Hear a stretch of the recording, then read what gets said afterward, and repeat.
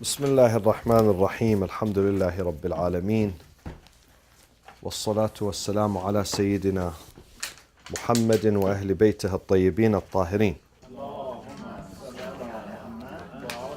الفصل الرابع في الصلاة على الأموات. We reached chapter 4. Chapter 3 was last time we studied Salatul Ayat, which is Kusuf and Khusuf, the eclipse of the sun, the solar and the lunar, and the earthquakes and other things. Today we come to the fourth type of the prayers, which is the prayers over the deceased or the dead bodies. وفيه أقسام. الأول القسم الأول, the first section, من يصلى عليه, those that we have to pray over them when they die. Number one, وهو كل من كان مظهرا للشهادتين. Anyone who said the shahadatain in public, then he's considered Muslim, and in case he or she dies, then we have to perform Salatul Janazah over their body before we bury them. أو طفلا له 6 سنين ممن له حكم الإسلام. Children, if they die before the age of 6, it's not mandatory to pray over them. It's mustahab. If they are 5, 3, 2, 1, whatever. Mustahab, recommended. It's not mandatory. But when they reach their 6th year, according to the lunar calendar, which is shorter than the solar calendar, then it becomes wajib, mandatory, to pray over their bodies after we wash them, shroud them, ghusl, kafan, then comes the prayers. ممن له حكم الإسلام. Those children that either we know for certain they are Muslims, or we guess, we don't know for certain, because let's say we don't find any certificate, any document, any ID with them, but the possibility that they are Muslims, such as what?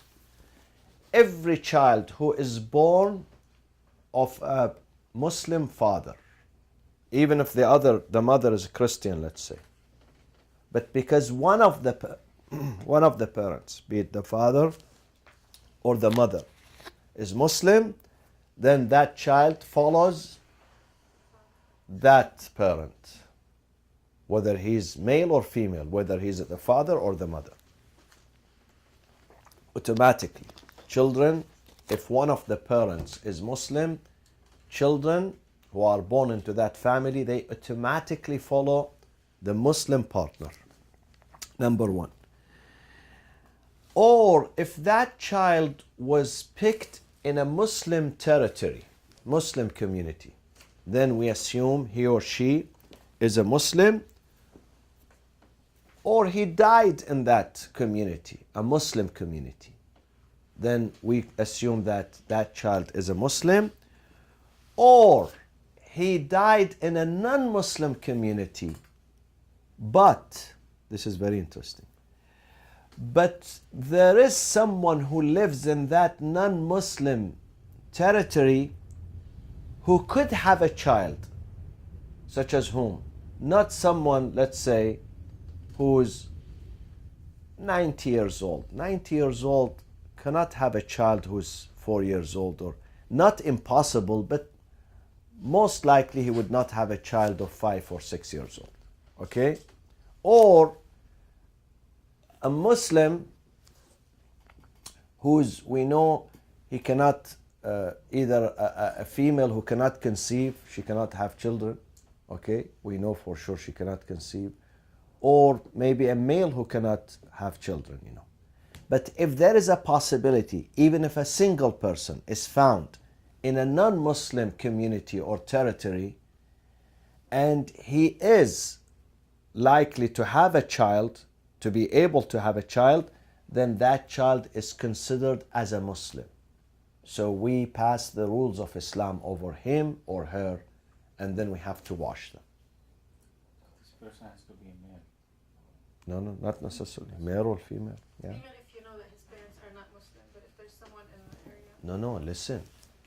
If his parents are non-Muslim, then the child is non-Muslim. Because he follows the parents up to the age of maturity. So if he's 5 or 6, he cannot be a Muslim without his parents. Maybe if he's... No, not haram, no, but it's laghu. So it has no value. Okay? But So- what is the point of, like, the last one you explained, like, if there's someone who's willing to have... Because in this, don't look at just the prayers of the deceased, Salatul Maid. Look at the rules of inheritance. Rules of inheritance also. That child could inherit. If we consider him to be a Muslim, then if that child has a relationship, somehow relatives, then we consider him Muslim, and his relatives they can receive inheritance from him. Not only that rules. There are many other financial considerations they are involved in this ruling. When someone is Muslim or non-Muslim, many other financial considerations and contracts are involved in this process. Okay. ويستحب الصلاة على من لم يبلغ ذلك. If the child has not reached the age of 6, then it is mustahab to pray over his body. إذا ولد حيا. If he is born, the child is born alive and then he dies. Okay? فإن وقع سقطا. If the child is miscarried, يصلى عليه ولو ولجته الروح. Also, huh? لم يصلى. That's what it said here. فإن وقع سقطا لم يصلى عليه.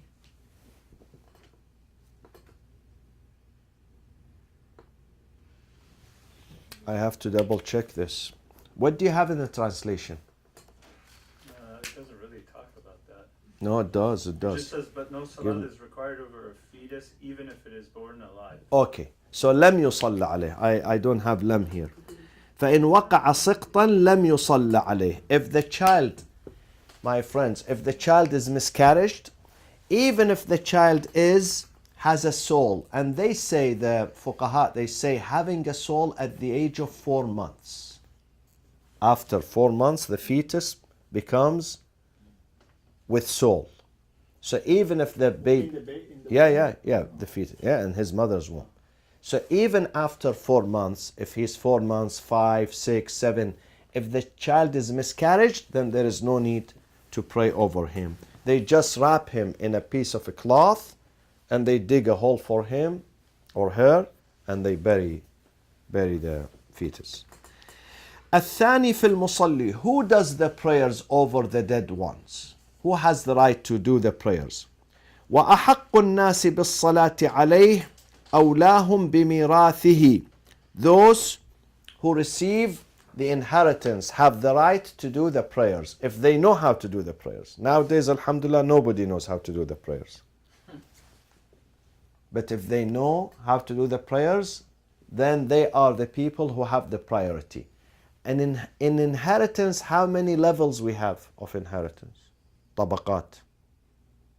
How many degrees we have in inheritance? 3, exactly. We will study that inshallah. طبقة الأولى, طبقة الثانية, طبقة الثالثة. So, طبقة الأولى, who are the first degree? Parents, sons, or wife and husband. Then it comes to this. If those are missing, none of them is there, it goes to the second. If the second is missing, it goes to the third. وإن قربوا أولاهم بميراثه والأب أولى من الابن. If the son dies, someone who has a father and a son at the same time, then the father has to pray over his son, not the son over the father. Are you with me? Someone in the middle, he has a father and he has a son. He died. Okay? Suppose I die. I have a father and a son. My father prays over my body, not my son. وَكَذَا الْوَلَدُ أَوْلَى مِنَ الْجَدِّ. My son prays over me, has more priority than my grandfather, or my brother, or my uncle. So my son comes before the brother, before my brother, before my uncle, and before my grandfather. Only my father comes first before my son. وَالْأَخُ مِنَ الْأَبِ وَالْأُمِّ, the sibling, your brother from your same father and mother has more priority than the one who comes from the same father but a different mother, or the same mother but a different father. We call them sibling. The one who's from the same father, same mother is sibling. So sibling has the priority over others. وَالزَّوْجُ أَوْلَى بِالْمَرْأَةِ مِنْ عِصَابَتِهَا وَإِنْ قَرَبُوا. The husband has more priority to pray over his wife, even though she has a father. Isaba means the family. She has a father, she has a son, she has a brother, but the husband has to pray. He has the right. Unless he relinquishes his right. He says, okay, I don't pray over her, let someone else. But he has the right to do that. وَإِذَا كَانَ الْأَوْلِيَاءُ جَمَاعَةً فَالذَّكَرُ أَوْلَى مِنْ. Now, if those relatives are not one, there are many relatives who are qualified. So who becomes more qualified? فَالذَّكَرُ أَوْلَى مِنَ الْأُنْثَى. The male is more qualified than the female. وَالْحُرُّ أَوْلَى مِنَ الْعَبْدِ. The free person is has more priority than the slave. Let's say some of them are free, others are slave. We have this, not nowadays, in the past. In one family, some of them were free, others were still slave. So the free has more priority. وَلَا يَتَقَدَّمُ الْوَلِي إِلَّا إِذَا اسْتَكْمَلَتْ فِيهِ شَرَائِطُ الْإِمَامَةِ. Now, not anyone in the family has the right to lead the prayers unless he also has to have other qualifications. What are the other qualifications? شَرَائِطُ الْإِمَامَةِ. Not anyone is qualified to be an imam. These are شَرَائِطُ الْإِمَامَةِ. Number one, بلوغ, reaching the age of puberty. Number two is what? عقل. Not any insane person. He has to have عقل. Number three is what? ذكر. ذكر in case male, in case males are praying behind him. But if females are only females in this congregation, then a female can be the leader. Are you with me? A female can be an imam in the prayers for females, but not for males. Although in Los Angeles we have a mosque, alhamdulillah, now we have real equality, that a female is a leader in the prayers. So even like if somebody's husband dies, the woman can pray for him? She can pray over him, yes. But if there is no male members are there, yes. إلا إذا استكملت شرائط الإمامة وإلا قدم غيره. If he does not have the qualifications for imamah, then in that case, beside, my friends, we miss two things of شرائط الإمامة. Iman, which is, what is Iman? Shia. And something else beside Iman is what? Adala. Adala does not mean justice. Adala means that he does not commit the cardinal sins, neither insist on the minor sins.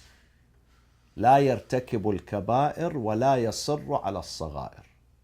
He does not commit the cardinal ones. What are the cardinal ones? Some people consider them 15, some people say 17, some people say 20. They are mentioned in the Quran. Shirk, the first one. Drinking, fornication, usury, cutting ties with your parents, عقوق الوالدين, being undutiful to your parents. This is kaba'ir. Aklu mal al-yatim, when you take the portion of the wealth, the money of someone who's an orphan also. And many others. Murder. Shahadatul zur, to go to the court and testify falsely before the judge because they bribed you, or even if they don't bribe you. You know the truth, but you testify against the truth. This is also cardinal sins. They are mentioned in the book of, there is a very good book by a very, very noble man. I remember him before his death. He was killed in Iran, unfortunately. Ayatollah Dast Ghaib. Very pious, very spiritual. He wrote a book called Cardinal Sins. Gunahan Kabira, Al-Dhunub Al-Kabira. Beautiful, very spiritual book. So, the person who becomes an imam should not commit the cardinal, neither insist on the minors. What are the minors, my friends? Swearing. Lying if it does not become consistent. If it becomes consistent, then it becomes, or swearing, let's say, or looking at something haram. If he always gazes at women, then it becomes kabira. But maybe once in a while, once in a blue moon, accidentally, it's okay. Yeah. And so these are shurutul imama. Okay. Then, وَإِذَا تَسَاوَى الْأَوْلِيَاء, if those who are qualified are available and they are more than one, in this case we have 5 things, 5 more criteria to choose. قُدِّمَ الْأَفْقَهِ, it should be selected the one who's the most learned in what? In physics or English? No. In religion. Fiqh. Masail and fiqh. The one which is most learned has to come forward. Or let's say they are equal in fiqh. فَالْأَقْرَأ, the one who has most accurate recitation. قراءة of what? Quran. Not in newspaper, huh? Quran. The one whose Quran is more accurate than others. فَالْأَسَنْ, the more whose ascend from sin, and sin is what? Age. Yeah, the one who's older in age. Or if they are equal in age, فَالْأَصْبَحْ, the more handsome among them. This is a problematic. Is that Wallah, yeah, فَالْأَصْبَحْ, yeah. This is even in jama'ah. Even in jama'ah, salat. Let's say 2 imams arrived, they are equal, exactly equal in knowledge, in fiqh, in adala, in piety, in this and this and that. Then who do we say to the more handsome? Now, how do we say? I don't know. I think we have to ask women in this case. But is that fair? It's You gotta look at it. So it's some people ask this question: is this fair with God? You know, God created people. You know, how can He say let's the more beautiful? But we have some prejudice in religion. I'm telling you. Yeah. You know, there is a hadith. The hadith says, whenever you have to ask something, you have haja, need. Let's say you go to an office. There are 5 people sitting. The hadith says, go to the most handsome of them because they are most likely they will do the work for you. That is hadith, believe me. This is why when I go to the airport, I look at immigration officers. I look at who is the most handsome, I go and stand. Doesn't matter, don't ask. Yeah. And then if these 4 things are equal, then وَالْهَاشِمِيُّ أَوْلَى, the descendant of the Prophet, meaning the Sayyid, is more. This is the last criteria. If all of these are equal, then we go to the last one, and the last one, the Hashimi, the descendant of the Prophet, is more qualified than the non-Sayyid. وَلَا يَجُوزُ أَنْ يَتَقَدَّمَ أَحَدٌ إِلَّا بِإِذْنِ الْوَلِيِّ. When someone dies, this is what I do when I go to the cemetery. I say, who's the wali here? Who's the custodian? Who's the eldest son? Who's the eldest brother? They tell me, fulano. So I ask permission before I do that, because the right of the prayers is theirs. So if I want to do it, they ask me, they have to give me permission. So I make sure that they know what they are doing. I ask about the family members, and I tell him, please give me. If you want me to do the prayers, tell me you have permission to do the prayers إلا بإذن الولي سواء كان بشرائط الإمامة أو لم يكن بعد أن يكون مكلفا والإمام الأصل أولى بالصلاة من كل أحد. The original Imam. What is meant by original Imam? He has the right before any other, even before the husband, before the father, before the son. Who's, huh? The Imam of our time? Yes, exactly. Imam al-Ma'soom. Here, when it says al-Imam al-Asl, the original meaning the Ma'soom. They call us Imam, but we are not Asl. We are counterfeit. We are not original. Okay, but when it says al-Imam in the Quran, it means the one who is Ma'soom. The one who is Ma'soom. أولى بالصلاة من كل أحد والهاشمي أولى من غيره إذا قدمه الولي وكان بشرائط الإمامة. Now, if someone is Hashimi, Sayyid is more qualified than others if the wali chooses him and if he possesses the conditions of imamah, meaning he's baligh, he's aqil, he's adil, he has iman, meaning he's ithna ashari. ويجوز أن تؤم المرأة بالنساء. It is okay for a woman to lead women in the prayers. ويكره أن تبرز عنهن بل تقف في صفهن. It is undesirable that the woman stands further in the line. So if she wants to lead the prayers, she stands in the same line and women stand next to her. So she would not be projected before them. Okay? She's hiding among them. Is that always or just during Salat al-Mayyit? This is regarding Salat al-Mayyit only. Yeah. بل تقف في صفهن وكذا الرجال العراة, men who are naked. We can pray. Imagine they are in the... Yeah, because if worse come to worse and you don't have something to cover yourself, we read this, Libasul Musalli, I think. If worse come to worse, even if you don't have a branch of a tree or something, let's say you are solitary confined. This happens, huh? By the way, this is not a joke. It happens in the prisons. In the prisons of Saddam Hussein, they keep men naked in one cell. 30, 40, 50 of them in a small room. Naked. They had him at when the U.S. invaded. They had him in that one for the assault by the Okay. So in this case, does that mean they have to pray? But if there is someone who's there watching them, they have to sit and pray. Okay? And for their ruku' and sujood, they don't bend down because it would be X-rated. So they do ruku' and sujood from julus while they are sitting. Okay? وكذا الرجال العراة وغيرهما من الأئمة يبرز أمام الصف ولو